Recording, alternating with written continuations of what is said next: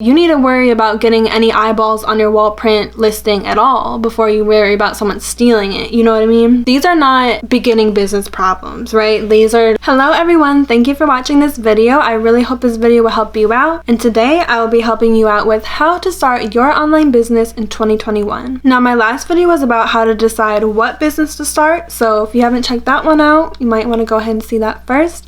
But now we're getting into the more technical side of when you decide your business, kind of those first steps you should take to get the ball rolling, get it started. One, like I said, go ahead and check out my last video, but next you're going to want to just start learning about your business, whatever path you decide, and just immersing yourself with all things to do with it. So maybe you're not really starting your business yet, but for example, the first thing I really started was doing makeup content online. And before I was even doing that, I was just watching so many makeup YouTubers and just learning makeup from them, buying new products, trying out new looks every day, and just really getting used to and immersed in what I want to do. And again, if you watched my last video, you should know that whatever you do follow should be very, very exciting to you. The most exciting thing possible. It's always on your mind, and that's how you know you want to pursue it. It should be kind of natural that you're just watching so many videos and tutorials on it, maybe even taking some courses on it, listening to podcasts about it, practicing it. If it's art, you're practicing, doing it, whatever it may be, just immersing yourself in it, becoming the business person. If this is their business, what would they do every day? Doing that, learning all about it, getting into it, becoming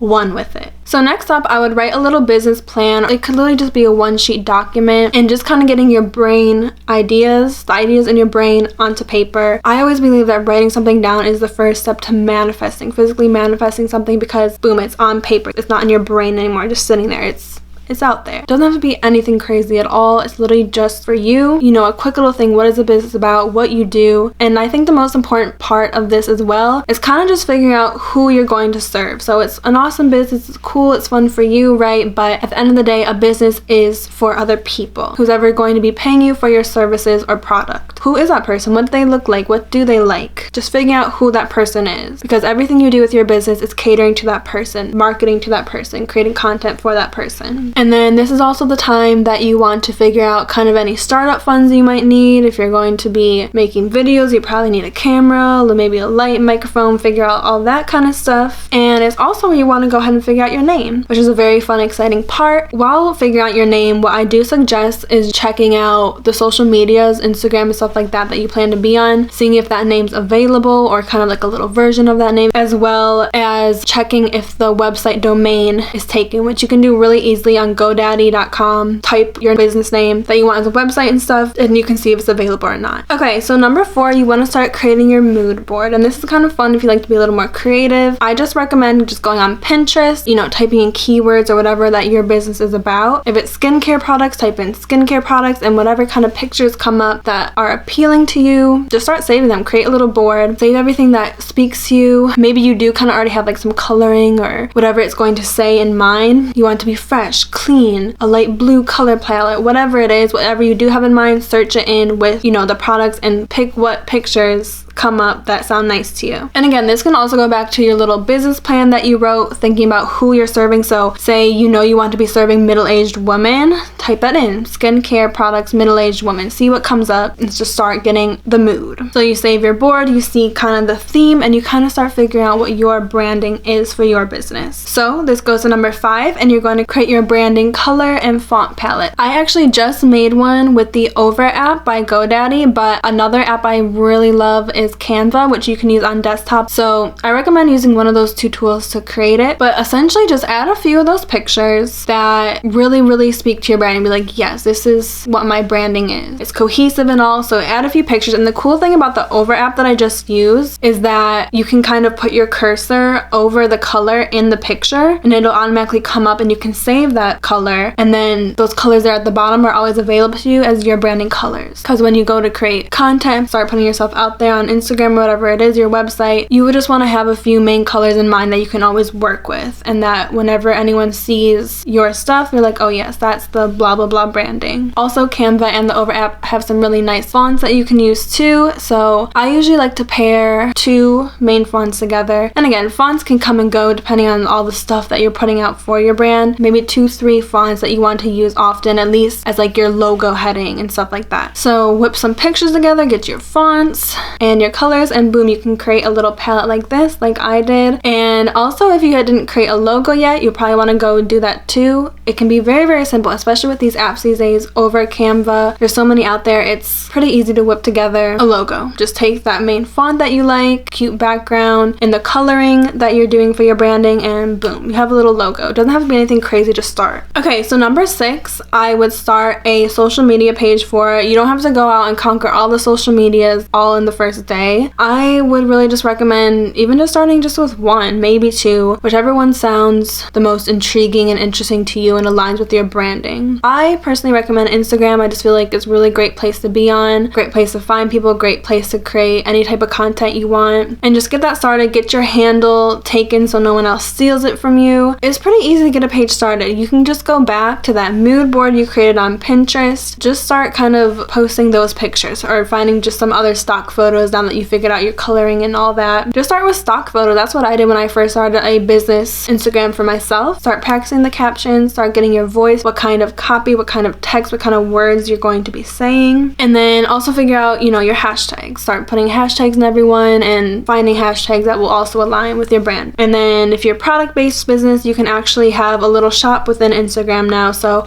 I just think Instagram is a great place to start. I believe you can start getting started with your business on Instagram before you even make a website, but I definitely would start a website at some point. So that is the next one, start a website. And again, just start simple, because the thing is, you may have this business for a really long time, but it may lead into another idea, another business that you figure out you actually end up wanting to do more, which has happened for me a lot. I've tried a lot of different things, but just be aware that it's going to be a learning process and just be excited for the growth and the journey. So start a website, start simple, because again, you're just at the start of your journey. You don't have to stress yourself out with all this crazy stuff at the beginning. I recommend, like I said, you can find domains at GoDaddy, and you can also build your website with GoDaddy. It's very, very simple. Depending on your business, you could do a 1-2 page website and you really can whip it together in a day, less than a day, maybe an hour. They also have the option to start your own email service, but again, that is not something I would feel like you need to stress over in the very beginning. And that really leads me to number 8, which is just remember that it is a journey and just have fun. Don't think, oh, right away I have to get an LLC and all this stuff. If you're just getting started, especially if you never started a business before and you're just super brand new, just be excited that you're going on this new, fresh, fun journey, and just never forget the fun of it. Don't get too stressed out before you even really start it. You know what I mean? Before you even kind of see the fun of it and the fruits of your labor. So starting out, I think those are kind of the main things you want to get towards the beginning, and just start the journey. Start learning what you need to learn. Start doing it. Start putting yourself out there. Start putting yourself out there every single day. I really recommend making some type of content every day, just a little Instagram post. Don't forget the fun, because 99% odds you're not going to see amazing results in the beginning, and that's okay. It's supposed to be a learning process. You're supposed to get better as you go along, and just have fun with that. Relish in that. A couple more points, again, are just less important for first starting out, but things you kind of want to keep in mind, especially if your business does start growing, taking off, and feel like you're really in it for the long run. Make sure you start tracking your expenses for taxes. If you make over, I believe, $600 a year, I'm not at all a financial advisor, tax person, or whatever, but I'm pretty sure if your business makes over $600 a year, that's when you have to do taxes for it. So yeah, if you start making a decent amount of money,